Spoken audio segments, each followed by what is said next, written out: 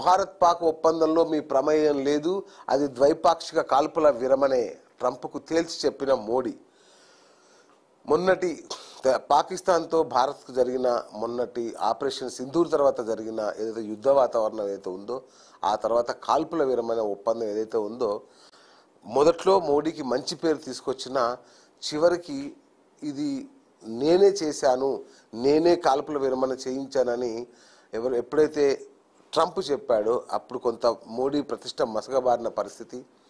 దీనికి సంబంధించి కనీసం మోడీ ట్రంప్తో మాట్లాడలేదు అని ఒక ప్రజల్లో అసలు నిజంగా అలా జరిగిందా అని. ఎందుకంటే హీరో వర్షిప్లో ఉన్న మోడీ ఒక్కసారిగా మన యొక్క 3 యుద్ధ విమానాలు కూలిపోయాయి, పాకిస్తాన్ కూల్చేసిందన్న వార్తలు వచ్చినప్పుడు, అలాగే ట్రంప్ మధ్యవర్తిత్వం ద్వారానే ఇది జరిగిందని చెప్పినప్పుడు మనం కొంత ఫీల్ అయ్యాము. అయితే ఇప్పుడు మోడీ తేరుకున్నారు. వ్యూహాత్మకంగా G7 అక్కడికి వెళ్ళిన టైంలోనే ట్రంప్తో ఫోన్లో మాట్లాడి, బాబాయ్ నీకు సంబంధం లేదు, మేమే చేసుకున్నాం, మాది ఇది, మేము చేసుకున్న ఒప్పందం, నీ ప్రమేయం లేదు అని ఫోన్ చేసి మరి కుండబద్దలు కొట్టి చెప్పడం అనేది కొంత మంచి, కొంత మన అందరికీ సంతోషాన్ని కలిగించే వార్తగానే చూడొచ్చు. ఎందుకంటే వాళ్ళిద్దరి మధ్య మైత్రి మనకు తెలుసు. మొన్నటిదాకా ట్రంప్ మోడీ మధ్య ఉన్న ఫ్రెండ్షిప్ మనం చూసాం. ఇక మరొక ఎన్కౌంటర్, ఒక నక్సలైట్లను చాలా సీనియర్ ఒక మా కీలక నేత గాజర్ల రవిని ఎన్కౌంటర్ చేశారు నిన్న ఏపీలో. అట్లాగే అరుణ ఏఓబి స్పెషల్ జోనల్ కమిటీ సభ్యురాలు, అలాగే చలపతి భార్య అరుణ కూడా. మావోయిస్టు పార్టీకి మరో కోలుకోలేని ఎదురు దెబ్బ.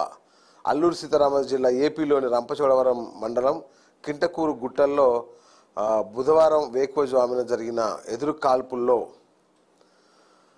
Gajarla Ravi alias Uday alias Ganesh, AOB special zonal committee సభ్యురాలు విఆర్ఎల్ చైతన్య అలియాస్ అరుణ, రవి రక్షణ దళ సభ్యురాలు అంజు అలియాస్ మాసే ప్రాణాలు కోల్పోయారు.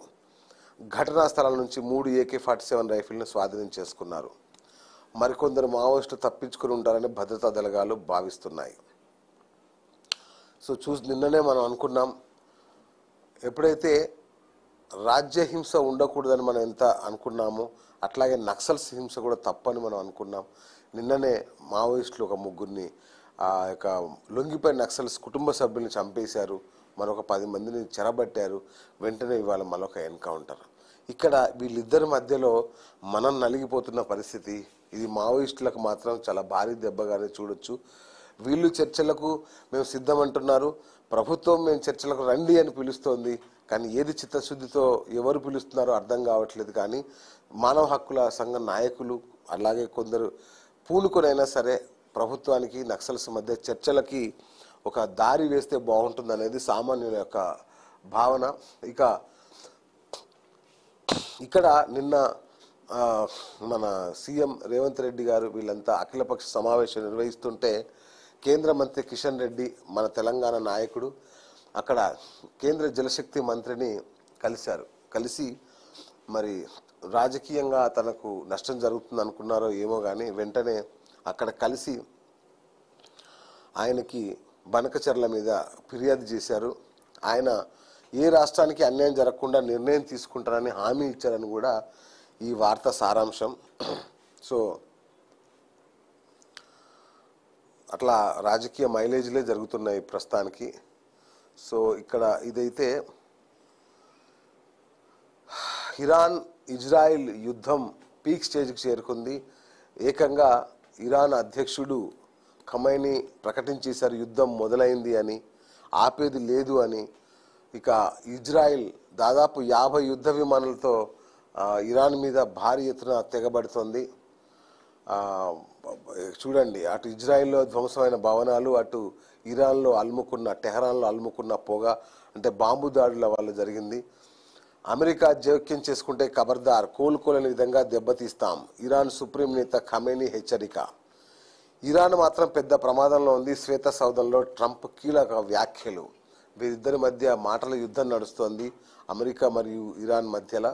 సో డైరెక్ట్గా ఖమేనీ అంటే ఇరాన్ అధ్యక్షుడు ఖమేనీ డైరెక్ట్గా వార్నింగ్ ఇచ్చేశారు ట్రంప్కి, అయ్యా తమరు జోక్యం చేసుకుంటే మాత్రం మీరు కోలుకోలే విధంగా దెబ్బతీస్తామని మొన్నటి నుంచే ట్రంప్ హుంకరిస్తున్నారు. ఖమేనీ ఎక్కడో మాకు తెలుసు, ఆయన ఏం చేయాలో మాకు తెలుసు, కాకపోతే మేము చంపము అనే మాట వాడుతూ వస్తున్న నేపథ్యంలో ఇవాళ ఖమేనీ ఇలాంటి కామెంట్లు చేయడం, సరే ఇరాన్ మాత్రం పెద్ద ప్రమాదంలో ఉంది అని ట్రంప్ అనడం, సో ఇదేదో చాలా పెద్ద ఎత్తున భారీ యుద్ధానికి దారి తీయబోతున్న మాటలాగే కనిపిస్తున్నాయి.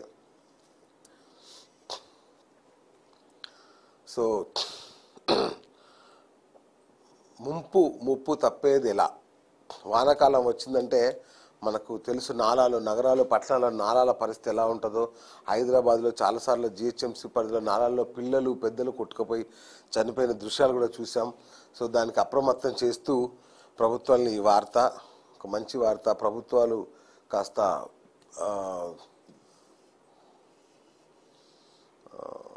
అప్రమత్తం అయితే బాగుంటుంది.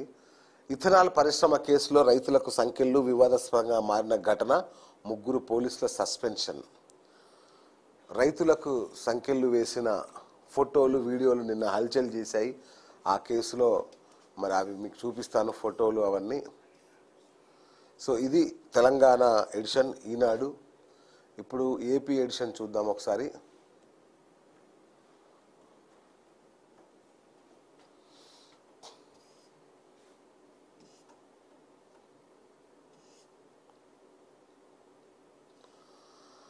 సో ఏపీ ఎడిషన్ తీసుకున్నట్టయితే 3000కు వార్షిక టోల్ పాస్, వాణిజ్యేతర వాహనదారులకు శుభవార్త. హైవేలపై 200 ట్రిప్పులు తిప్పుకోవచ్చు. సో ఒక్కో టోల్ గేట్కు ఒక్కో ట్రిప్పు, కార్లు, జీపులు, వ్యాన్లకు అవకాశం. ఆగస్టు 15 నుంచి అమల్లోకి. జాతీయ రహదారులపై ప్రయాణించే వాణిజ్యేతర ప్రైవేటు వాహనదారులకు కేంద్ర ప్రభుత్వం శుభవార్త అందించింది. వీరి కోసం ఆగస్టు 15 నుంచి 3000 వార్షిక ఫాస్టాగ్ టోల్ పాస్ విధానాన్ని ప్రవేశపెడుతోంది.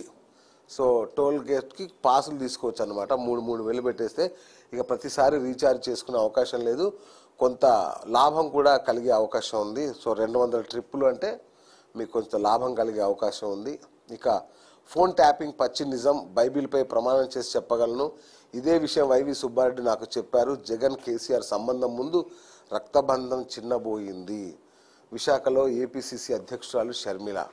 సో నిన్న చూసాం కదా, అంటే ఈ వార్త నిన్న ఏపీ ఎడిషన్లో ఎలా వచ్చిందో చూసాం కదా, జగనే చేయించారని. ఇప్పుడు దాన్ని షర్మిల ధృవీకరిస్తున్నారు.